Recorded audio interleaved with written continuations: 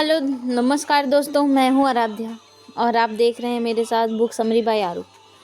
आज हम कहानी का पार्ट 9 शुरू करेंगे, गुनाहों का देवता, जो धर्मवीर भारती द्वारा लिखी गई है। चलिए शुरू करते हैं पार्ट 9। वक्त के साथ सुधा ने अपनी ज़िंदगी को संभालना सीख लिया था।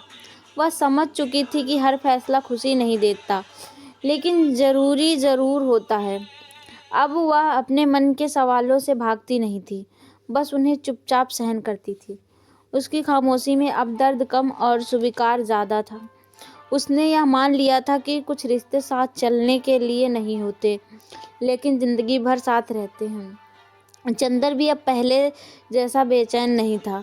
उसने खुद को यह सिखा लिया था कि हर अधूरापन हार नहीं होता है। कभी कभी त्याग ही सबसे बड़ी जीत बन जाता है। उसे सुधा की चिंता अब भी रहती थी, लेकिन वह जानता था कि उसका दूर रहना ही उसके प्यार की सच्ची पहचान है। उसने शिकायत करना छोड़ दिया था, क्योंकि वह समझ गया था कि प्यार का मतलब पाना नहीं, निभाना होता है। दोनों की जिंदगी अब अपने अपने रास्तों पर आगे बढ़ रही थी। कोई मिलन नहीं था, कोई वादा नहीं था, फिर भी एक गहरी समझ थी। यह समझ ही उनकी कहानी का सबसे मजबूत हिस्सा बन चुकी थी। शायद यही वो मोड़ था जहाँ दर्द धीरे धीरे एक सीख में बदलने लगा था। एक ऐसी सीख जो उन्हें आगे की जिंदगी जीने की ताकत देने वाली थी। सुधा की जिंदगी अब एक तय लय में चल रही थी। वह अपने कर्तव्यों को निभा रही थी और बाहर से देखने पर सब कुछ सामान्य लगता था, लेकिन उसके भीतर एक समझ जन्म ले चुकी थी। वह जान चुकी थी कि कुछ रिश्ते जिंदगी को बदल देते हैं, चाहे वो साथ ना भी रहें। चंदर का नाम अब भी उसकी ज़िंदगी का हिस्सा नहीं था, लेकिन उसकी सोच, उसकी संवेदनशीलता और उसका असर अब भी सुधा के फैसले में झलकता था।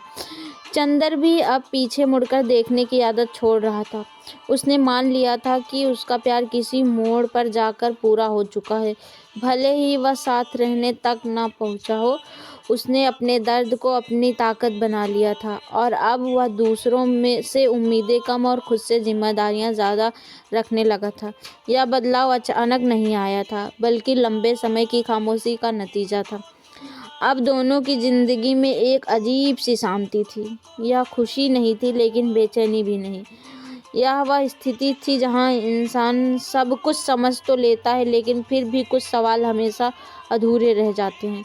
शायद यही वह मोड़ था जहां कहानी अपने अंत की ओर बढ़ने लगी थी, बिना किसी शोर के, बिना किसी शिकायत के।